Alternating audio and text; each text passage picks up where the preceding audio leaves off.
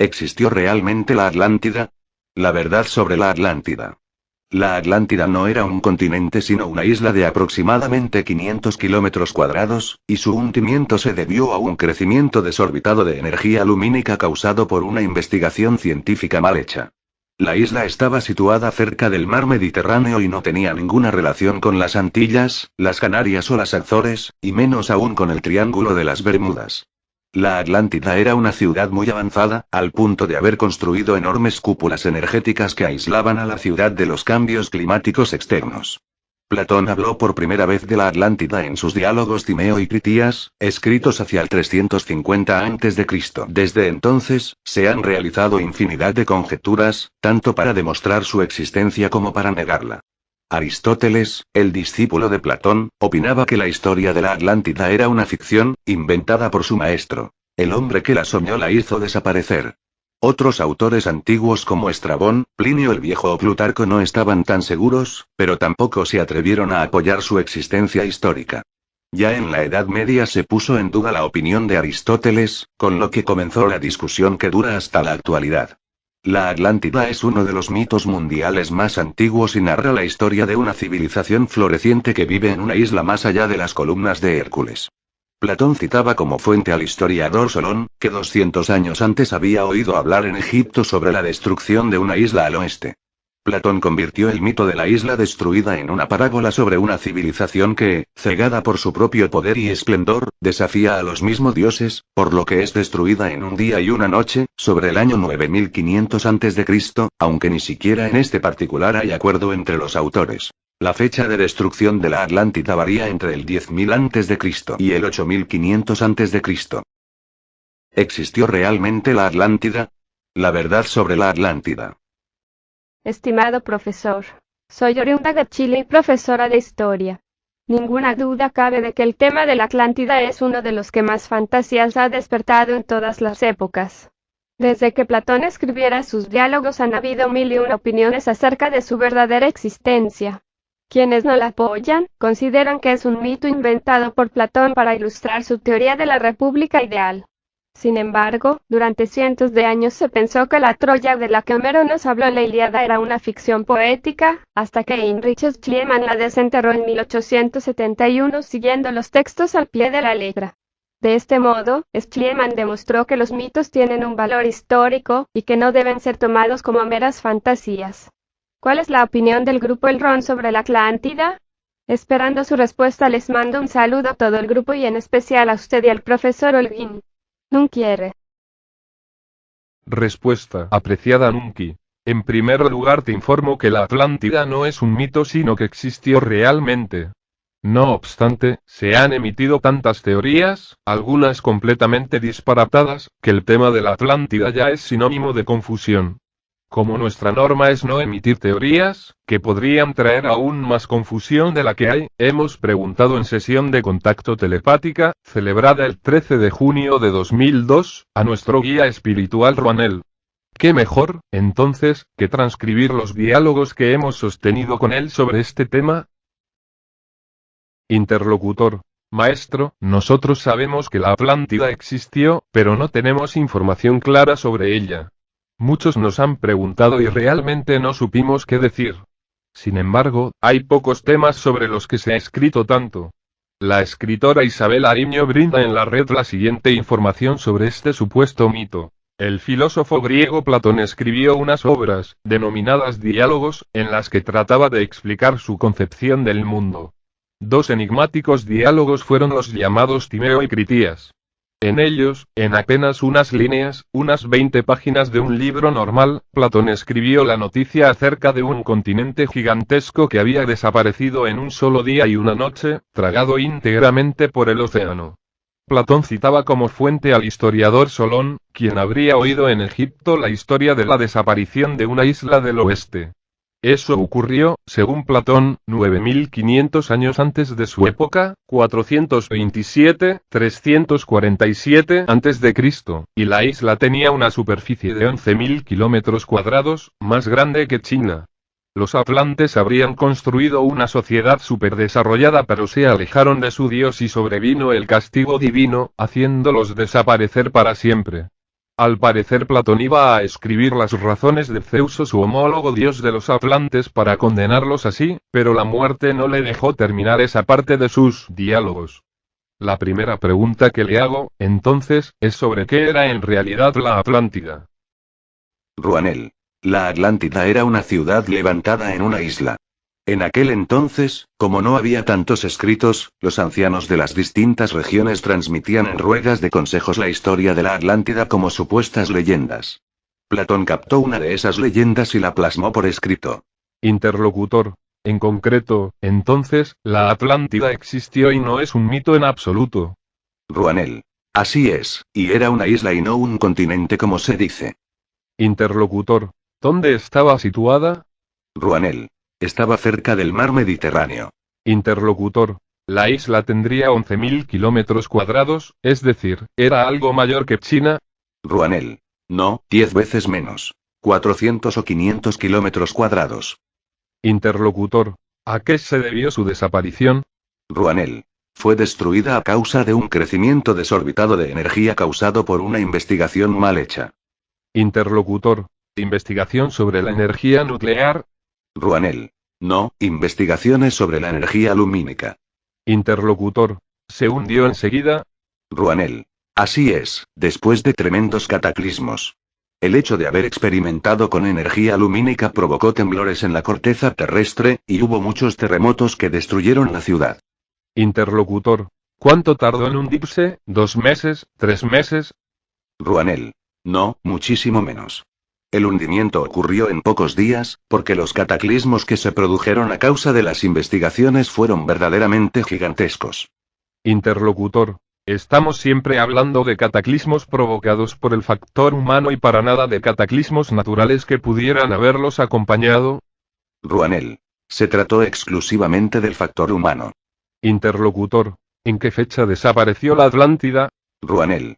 Hace aproximadamente 24.000 años.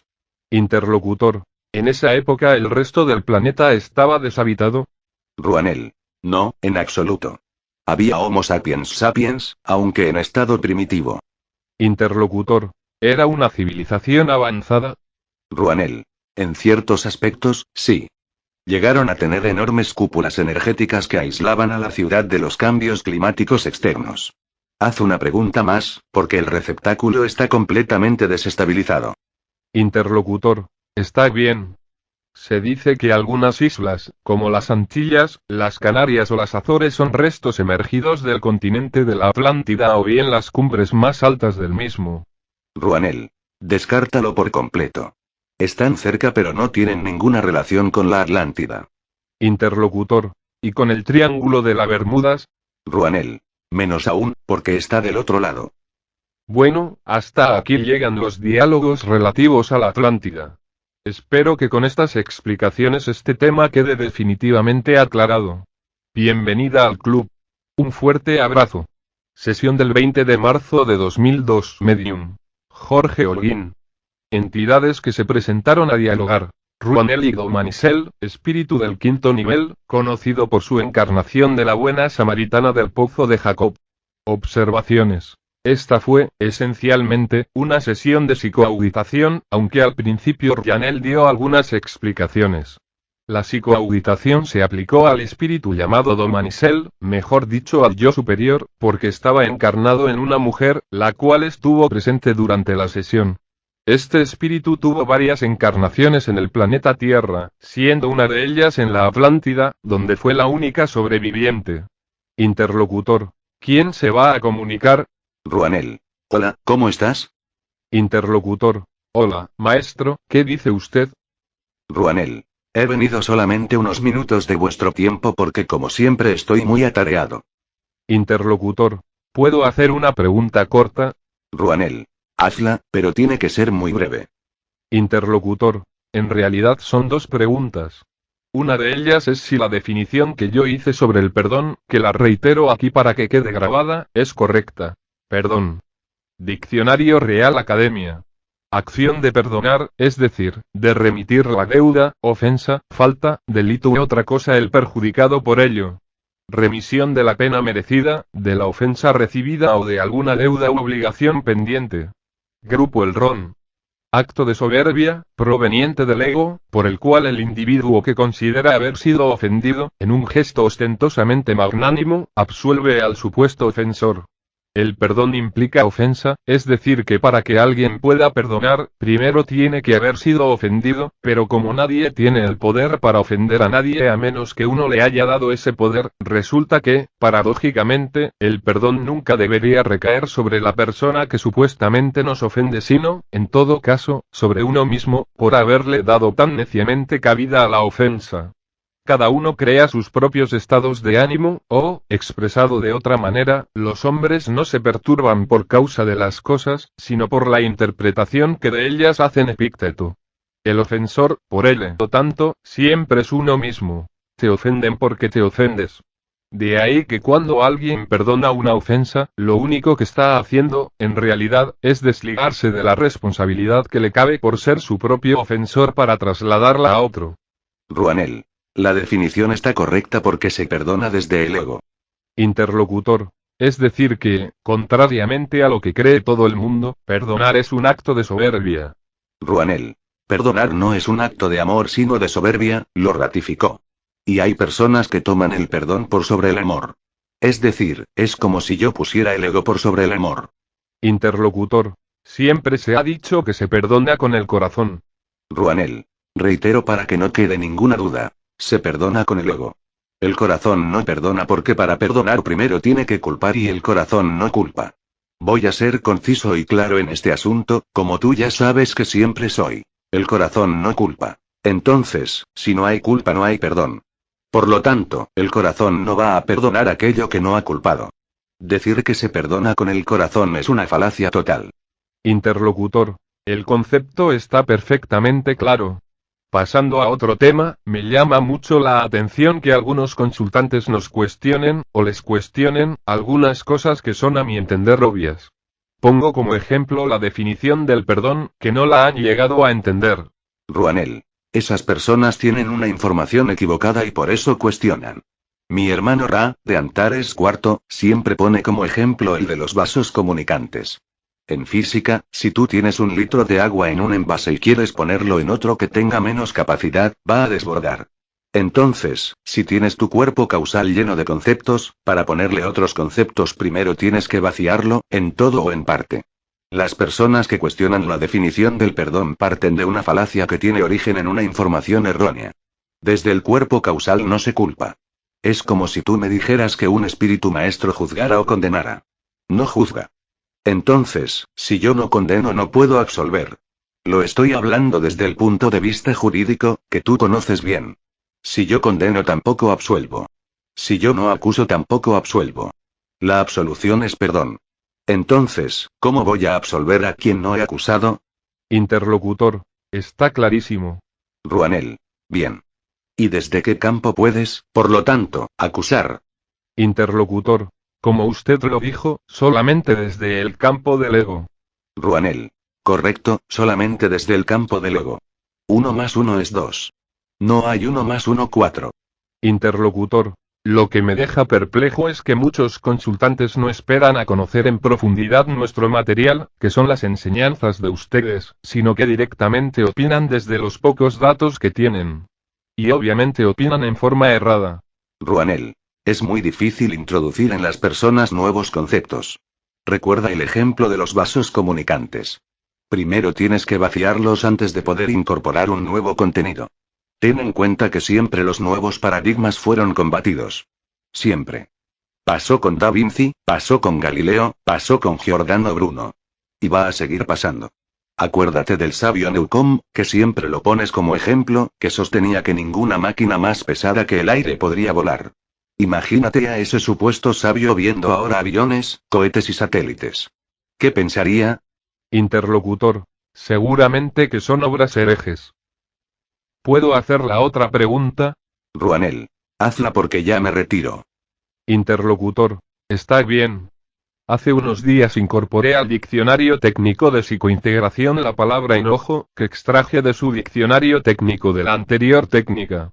Aquí usted dice que enojo es querer dejar todo como está. No lo llego a entender. Ruanel. La persona que está enojada no permite que nadie modifique nada de lo que ella tiene. Hay distintos tipos de enojo. Está el enojo a la vista y está el enojo sutil, donde la persona no permite que otra persona modifique un concepto o una idea por capricho. La palabra capricho, que se utiliza en el plano físico, es otra raíz del ego. Entonces, el enojo forma parte del ego. No me toques esto, déjalo como está. Es un capricho hasta infantil. Interlocutor. ¿Y el antagonismo? Ruanel. El enojo no tiene nada que ver con el antagonismo. La gente confunde enojo con antagonismo, pero son dos cosas distintas. El antagonismo es cuando increpas al otro. El enojo, en cambio, te encierra, y no permite que nada cambie. Interlocutor. Está perfectamente claro. Ruanel. Deja mi idea como está. Esto es el enojo. El antagonismo es cuando te vuelcas al otro negativamente, es decir, enfrentando. No te aíslas como en el enojo. La mayoría confunde ambas cosas, tomando al antagonismo como enojo. La descarga de la ira es antagonismo, no enojo. Me retiro y dejo paso a otra entidad. Hasta todo momento. Interlocutor. Hasta luego, maestro, y gracias. ¿Quién se va a presentar ahora? Don Manicel. Soy Don Manicel. Interlocutor. Hola, ¿cómo estás después de la psicoauditación de la sesión pasada? Don Manicel. Bien. Esta semana estuvimos con otros espíritus de luz en misión tratando de disolver algunas manifestaciones en ciertas regiones de este planeta tan maltratado. Interlocutor. ¿Tuvieron éxito? Don Manicel. Lamentablemente hemos fracasado. No hemos podido hacer nada. Una vez los seres del plano 3 me preguntaron, me he comunicado telepáticamente, con el permiso, siempre pedimos permiso, si nosotros podíamos captarlos a ellos. Y mi respuesta fue, siempre. Ustedes no nos pueden captar a nosotros, ni tampoco a los del plano 2 ni los del plano físico 1. La razón es que tienen su cuerpo causal tan cerrado por situaciones que viven que no captan casi nunca nuestras comunicaciones. Continúo relatando la misión. De pronto viene una manifestación donde se estaban matando, obviamente me estoy refiriendo al plano físico, y dos espíritus de luz y yo, éramos 3 en total, estuvimos mandando armonía en sus cuerpos causales. Algunos que otros han titubeado brevemente, pero igual hubo alrededor de 60 o 70 muertes. Lamento tremendamente haber podido ser tan poco útil en el momento. Interlocutor. Volviendo a la psicoauditación, de los incidentes recorridos en la sesión pasada, ¿quedó alguna carga o estás totalmente liberado? Don Manicel, hubo una gran mejoría. Interlocutor. ¿Sigues de alguna manera enganchado con esos incidentes? Don Manicel, todavía hay cuestiones para resolver. Interlocutor. ¿Estamos hablando del incidente en tu encarnación de hace 2000 años? Don Manicel, sí, hay incidentes sin recorrer, cosas no resueltas. Aparte tengo confusiones en la encarnación actual. Teóricamente, cuando uno encarna tendría que hacerlo con más evolución que en las vidas anteriores, pero en la realidad de los hechos no es tan así. Hay personas que encarnan, y por las vicisitudes del plano físico se crean karmas y después en lugar de evolucionar involucionan o se mantienen estáticos en el mismo nivel espiritual. Conozco seres del cuarto plano de maestría que tuvieron hasta 6 o 7 encarnaciones y al desencarnar siguieron en el mismo plano sin elevarse un ápice. De todas maneras, esto nunca lo han preguntado y lo quiero decir ahora, no sé si es tan importante que se suba del plano cuarto al quinto, porque hay muchos que pueden cuestionar. ¿Y por qué no suben de plano si en esas 6 o 7 encarnaciones han ayudado? Y en el mismo plano cuarto han ayudado.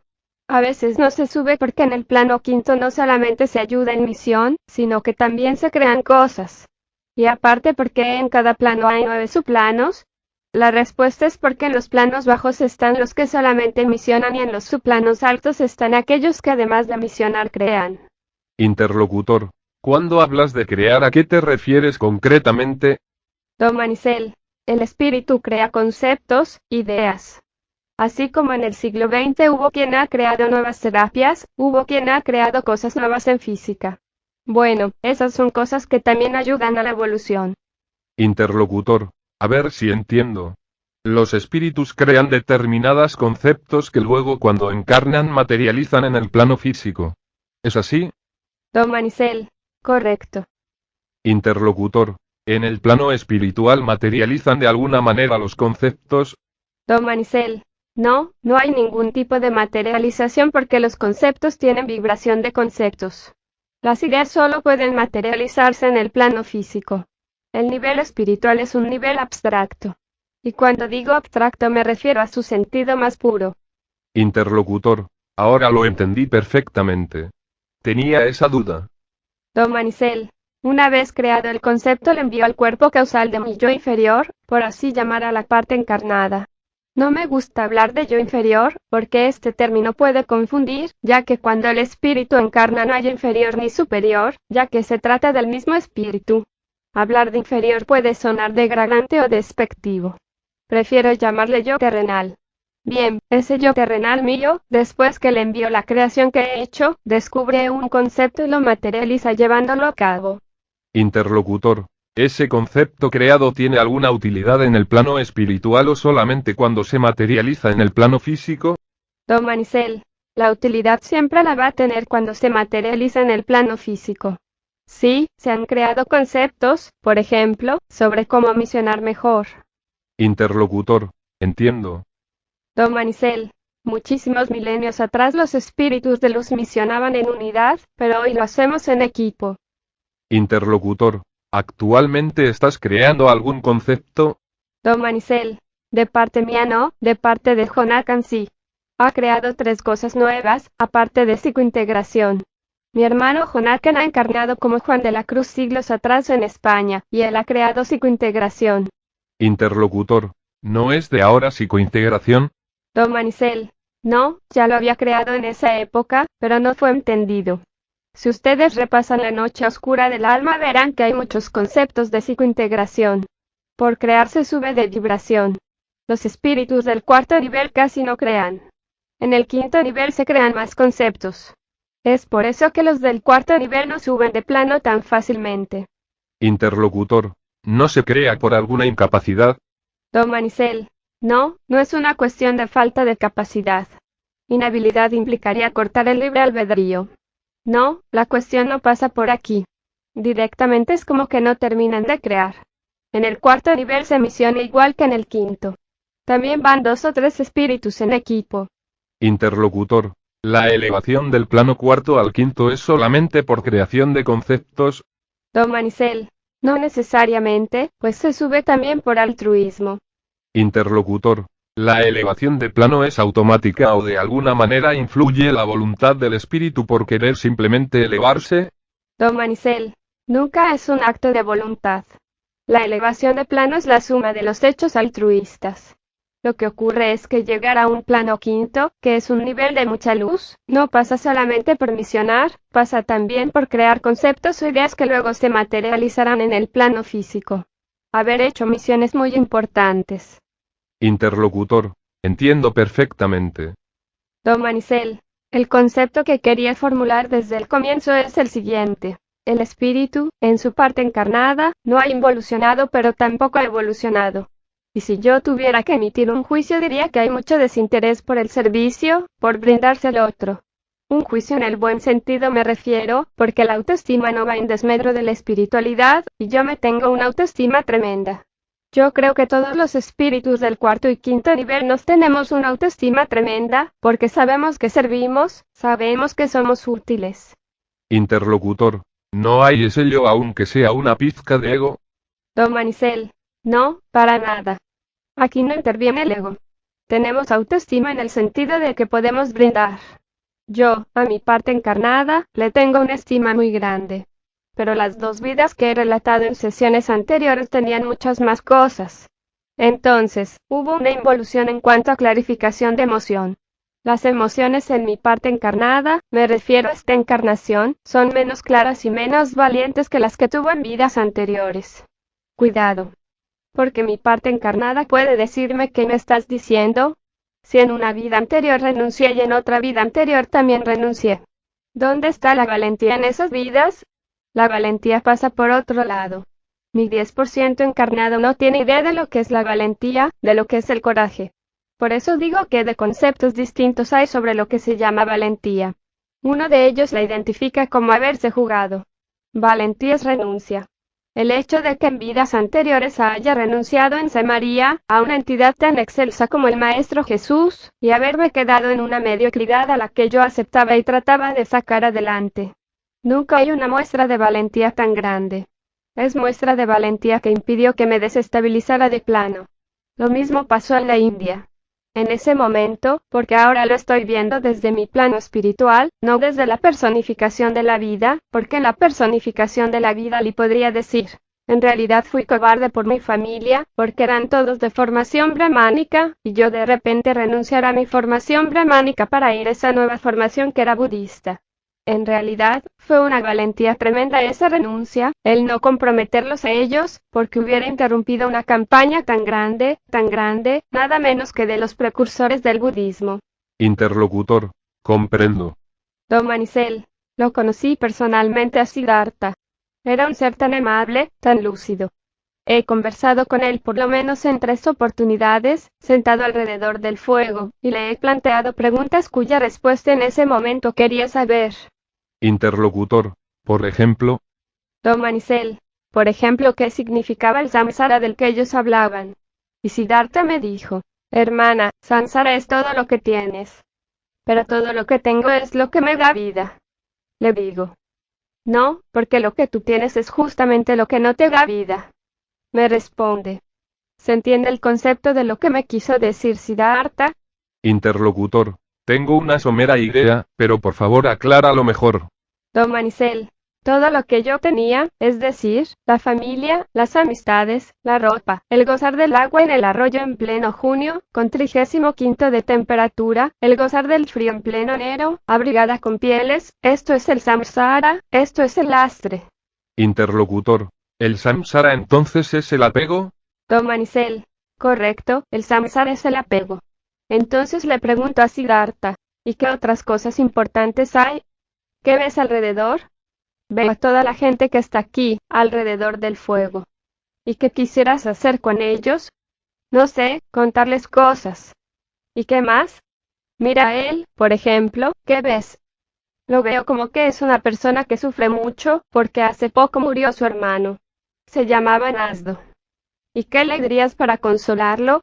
Sigue insistiendo. Le diría que la vida es así. No. Le tienes que decir para consolarlo que ese sufrimiento es un sufrimiento ficticio, porque en esta vida estamos de paso, somos pasajeros. Interlocutor, obvio. Don Manicel, en ese momento no lo entendí, porque yo lo cuestionaba mucho al maestro. Le decía que sí, que era cierto que estábamos de paso, pero cuando tengo hambre me duele el estómago, cuando me pica un bicho en el brazo se me infecta y si tropiezo con una piedra el pie me va a doler y quizás sangrará, y aunque estemos de paso yo las cosas las siento. Pero con equilibrio, Lee, siempre con equilibrio. ¿Y qué tendría que decirle, entonces? Le tendrías que decir, por ejemplo, que aquí no está su hermano, pero sí está en otro sitio. Entonces lo va a ver cuando él muera. Posiblemente sí, como posiblemente no, de acuerdo a qué lugar vaya, de acuerdo al comportamiento que tenga. Pero lo que hay que explicarle a Nasdo es que sus lágrimas no van a ayudar a que su hermano vuelva y no van a ayudar a su otro hermano que está esperando por él ni a su otro hermano y a su amigo y a su amigo y al otro amigo. ¿Pero qué quieres decir? Quiero decir, Lee, que el samsara no te permite pensar en el otro, que es lo más importante de todo. Reitero, el otro es lo más importante de todo. Cuando comprendas eso, vas a despertar y darte cuenta cuál es el verdadero camino, es decir, el camino del desapego. Esta vida es sufrimiento. ¿Y por qué tengo que aceptar el sufrimiento? No tienes que aceptar el sufrimiento. Lo que sucede es que a veces mis palabras se malinterpretan. Yo digo que esta vida es sufrimiento y que la única forma de evitarlo es haciéndolo a un lado, pensando que hay alguien más importante que tu persona, aquel que tengas frente a tus ojos. Y cuando veas el sufrimiento del otro, tu sufrimiento no te va a importar. Lamentablemente, con el correr de los siglos muchas palabras mías, muchos sutras míos van a ser manipulados, porque siempre sucede así. Interlocutor, está muy claro lo que quiso decir Siddhartha. Don Manicel, esas palabras me quedarán grabadas a fuego hasta el día de hoy, y tengo un amor impersonal tan grande por ese maestro de luz, a quien conocí estando encarnado, que no se puede expresar con palabras. Interlocutor, Obviamente Siddhartha está contigo en el quinto plano de luz. Don Manicel. Sí, pero no nos tratamos porque yo tengo mi círculo de vibración que es distinto al de Siddhartha. Pero eso no significa que no pueda estar con él en cualquier momento, pues me basta intencionarlo, y en este momento percibo con toda claridad que él está leyendo mi mente. Interlocutor. Obviamente porque tú estás abierto a que la lea. Don Manicel. Por supuesto. Interlocutor. Ya que esta es una sesión de psicoauditación, te pido que te fijes si hay algún incidente anterior al de Coleta. Ya sabes que si hay algún incidente similar anterior, el incidente posterior no se descarga del todo porque queda enganchado y puede volver a reestimularse. Don Manicel. Sí, hay otro. Interlocutor. Por favor, retorna a él y relata el incidente tal como sucedió para que se borre la carga que tiene y quedes liberado de ella. Don Manicel. De acuerdo. Hace cerca de 20.000 años. Estoy percibiendo grandes ciudades que están edificadas con un material muy similar al cristal. Interlocutor. ¿Estamos hablando de la Tierra o de otro planeta? Don Manicel. Estoy hablando de la Tierra, pero ese material fue traído por una civilización extraterrestre. Interlocutor. ¿Te estás refiriendo acaso a la Atlántida? Don Manicel. Así es, pero en esa época se llamaba Bracantis. Esta civilización, en la que yo estaba encarnada como mujer, era muy avanzada y por eso no se comunicaba con otras razas del planeta porque sus integrantes estaban muy atrasados. Teníamos grandes telescopios. Interlocutor. Perdón por interrumpirte, pero quisiera saber en qué lugar del planeta se encontraba esa civilización. Don Manicel. Bracantis estaba cerca de lo que hoy es la entrada del mar Mediterráneo. Interlocutor. ¿Había alguna civilización más conocida? Te lo pregunto para ubicarla mejor. Don Manicel. No, en esa época no. Interlocutor. Está bien, adelante. ¿Qué sucedió allí? Don Manicel. Como ya dije, estaba encarnada como mujer. Me llamaba Lorelei. Interlocutor. ¿Cuál era tu oficio o profesión? Don Manicel.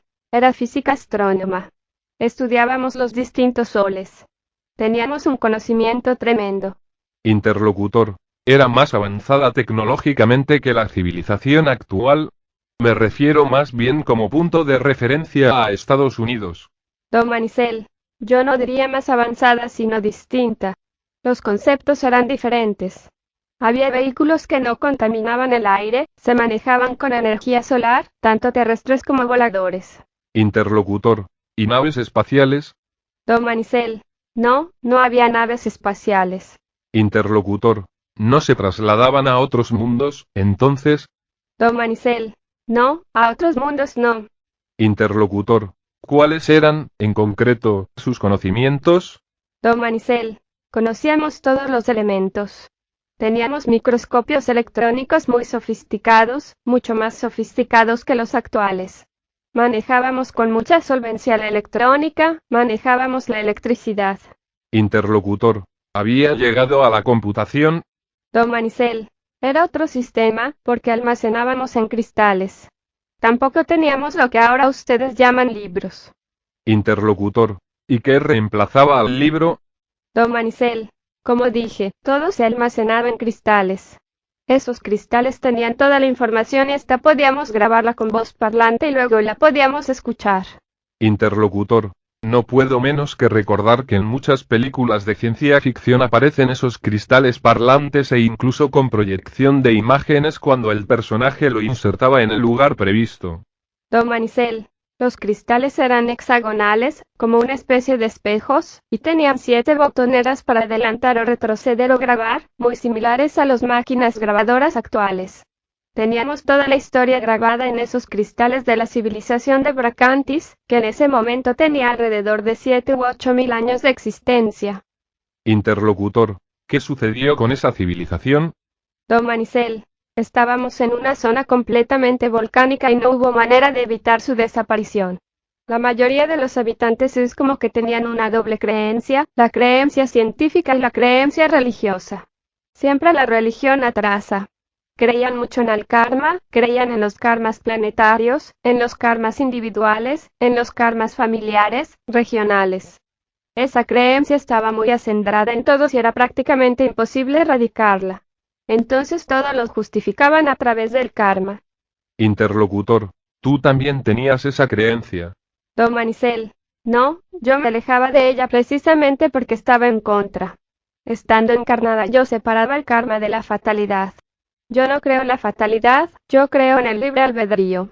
Estoy hablando obviamente como Lorelei. ¿Se entiende esto, no? Interlocutor, sí, por supuesto. Don Manicel, bien, ellos creían en el fatalismo.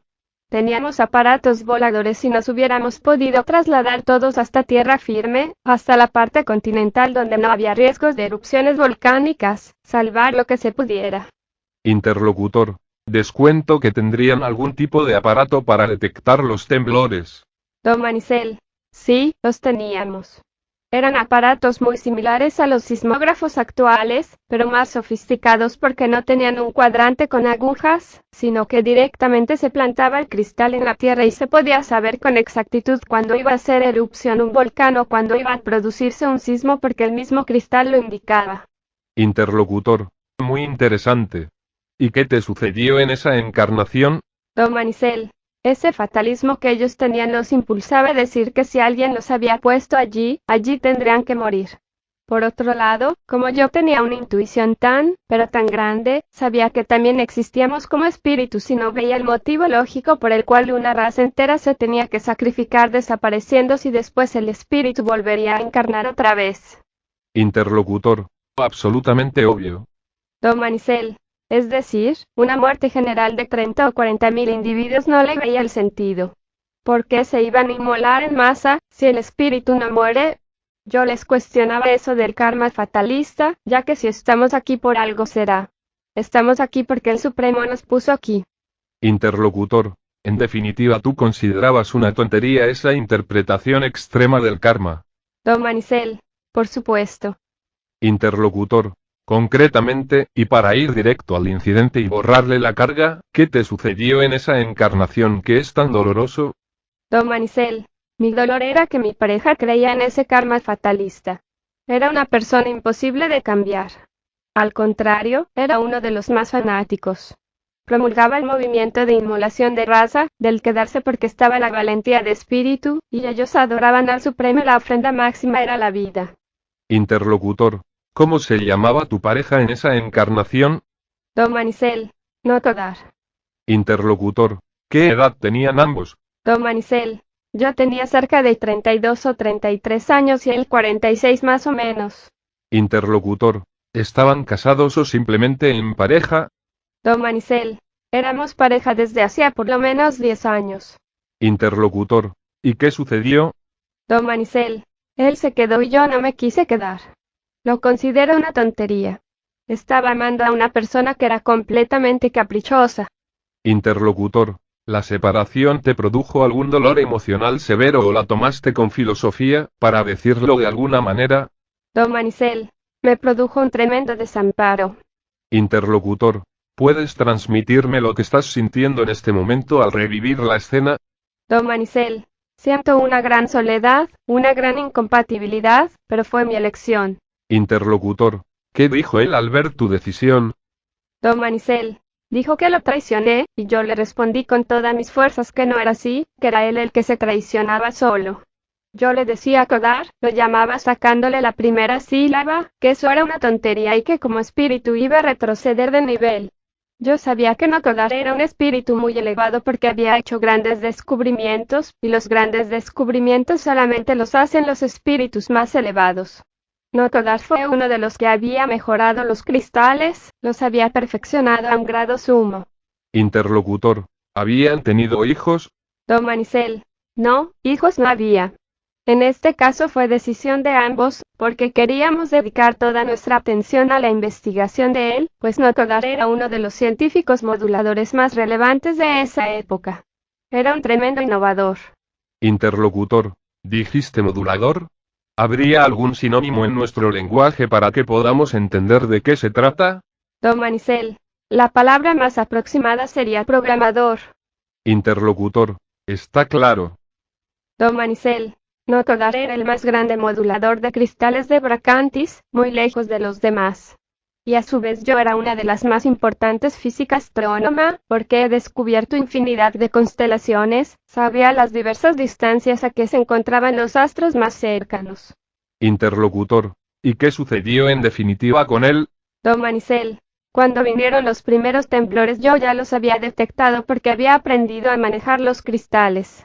Faltaban 2 días para que la isla fuera a desaparecer, y ni siquiera los cristales iban a subsistir porque estaban hechos de tal manera que con la salinidad del agua iban a disolverse. No iba a quedar ningún vestigio de esa civilización, absolutamente nada. Era algo verdaderamente tonto quedarse en la isla a merced de los temblores volcánicos porque equivalía a un suicidio en masa. Interlocutor. Concretamente, ¿qué hiciste tú? Don Manicel, tomé una de las máquinas voladoras y me fui al continente. Interlocutor. ¿Tu pareja te dijo algo al verte partir irremisiblemente? Don Manicel, sí, y lo recuerdo con toda claridad. Me dijo, no puedes hacerme esto. Hacerme. Interlocutor. Entiendo lo que quieres decir. No dijo hacerte sino hacerme. Don Manicel, claro, estaba pensando exclusivamente en él. Estaba retrocediendo, estaba bajando de nivel. Interlocutor. ¿Cómo estabas al dejarlo? Lo pregunto porque si bien por un lado había una separación, por el otro lado te salvabas. Don Manicel, en ese momento no pensaba en mi salvación sino en que él moriría. Estaba completamente acongojada. Además, sentía una tremenda soledad porque no iba a poder volver a comunicarme con alguien de mi raza porque los que había en el continente estaban en un estado prácticamente de salvajismo. Interlocutor. ¿Te dirigiste a lo que hoy es África? Don Manicel, no, fui hacia lo que actualmente es Portugal. Interlocutor. ¿Cómo te enteraste de que Nocodar murió? Don Manicel, no quedó nada, absolutamente nada. Interlocutor. Es decir, en definitiva, que esa civilización llamada Bracantis, y que hoy se la llama Atlántida, desapareció de la faz de la Tierra, como se dice vulgarmente. Don Manicel, así es, no quedó de la isla ningún vestigio de su existencia. Interlocutor. ¿Y dónde te quedaste definitivamente? Don Manicel, me quedé en esa zona de Portugal. Interlocutor. ¿Y qué había allí? Don Manicel, nada, salvo pequeños bosques, frutos. Interlocutor. ¿Había algunas otras personas? Don Manicel, no, había algo así como antropoides. Interlocutor. ¿Te quedaste sola con antropoides? Don Manicel, sí, así es. De todas maneras no sobreviví mucho porque no traje nada de la isla, me contaminé con un virus y no llegué a durar un año después que huí de la catástrofe. Interlocutor. Cuando te referís a antropoides, ¿estás hablando de monos como los que tenemos ahora o de seres humanos muy primitivos? Don Manicel, no, no eran animales, pero casi. Eran seres humanos del tipo que ahora ustedes llaman Neandertal. Interlocutor. Ahora entiendo. Vaya qué situación. ¿Nunca trataste de comunicarte con ellos de alguna manera? Don Manicel, no había forma. Sé que en otros lugares hacían inscripciones de tipo litográfica, pero no, nunca lo intenté porque si me veían hasta podían intentar atacarme. Me mantuve siempre aislada. Interlocutor. De todos los incidentes que me relataste, ¿cuál fue el que te provocó mayor ansiedad, mayor angustia? Don Manicel, lo peor de todo fue saber que mi pareja creía que yo lo abandonaba. Yo no lo dejaba. Yo directamente quería que viniera, que se salvara conmigo. Porque el abandonar no pasa por quien deja tal o cual lugar, sino por quien sigue al otro o no lo sigue. Esto también es un abandono. Si yo de pronto estoy en un hábitat con una relación y cambio de hábitat porque me parece que ese otro es más confortable y la otra relación no me sigue, ¿quién está abandonando a quién? Vamos a razonarlo. Ellos creían en el karma trágico, fatalista, y yo lo viví en una vida posterior. En la India también aprendí un karma fatalista, porque la civilización brahmánica cree en un karma fatalista. O sea, cuando yo me encontré con esa gente tan hermosa, donde estaba ese amor que dejé, ellos estaban mucho más avanzados en cuanto al criterio de lo que es el karma. Incluso creo que hoy, en este siglo XXI, aquellos que creen en el karma, me refiero obviamente a los que razonan, lo hacen a partir de Siddhartha, no a partir de los brahmanes. El karma de los brahmanes justifica violaciones, asesinatos, guerras masivas, justifica todo. En cambio el karma budista no. El karma budista es un karma de amor, son lecciones a aprender. En el otro, en cambio, son culpas a pagar a nivel fatalista y se tienen que cumplir a rajatabla. Entonces, fíjate cómo se conectan esas dos encarnaciones que tienen tanto miles de años de diferencia. Interlocutor. Está bien, pero no hablaste nada de tu familia ni de la familia de él. ¿Estaban acaso solos, aislados? Don Manicel. No, teníamos un grupo de estudio muy importante. Nos reuníamos en la atrio de trabajo. Interlocutor. ¿Atrio de trabajo? Don Manicel. Sí, es lo que ahora se denomina universidad. Era un atrio de trabajo tan importante que tenía varias plantas. Si alguien de esa época vendría a esta época vería tan rudimentarios a los edificios. A diferencia de ahora, eran edificios transparentes. Si nosotros queríamos tener intimidad, pulsábamos un botón del cristal y automáticamente la pared se opacaba con un color azul índigo, un azul añil. Bueno, hasta aquí llego porque el receptáculo está muy agotado y le cuesta mucho traducir mis conceptos y corremos el riesgo de que se tergiversen. Me retiro con un fuerte abrazo. Interlocutor. Está bien, en la próxima sesión seguiremos con la psicoauditación.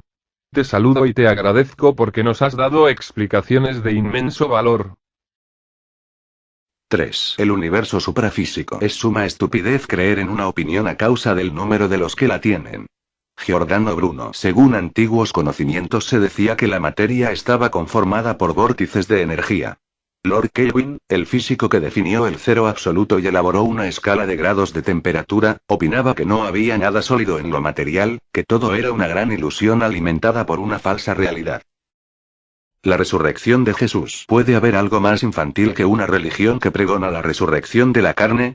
Los extraterrestres pudieron resucitar a Jesús porque su cerebro estaba intacto, ya que pudo durar mucho tiempo sin deteriorarse a causa de la radiación que recibió durante el episodio que se conoce como la transfiguración. La raza humana actual tiene dos códigos genéticos. Un código genético que dice cuánto va a vivir un individuo y un segundo código genético oculto que dice cuánto va a vivir la raza. No importa cómo se cuide la raza tiene un período de vida entre 2 y 4 millones de años. Esto significa que el ser humano estaría, no digo está, condenado a desaparecer en 2 o en 4 millones de años.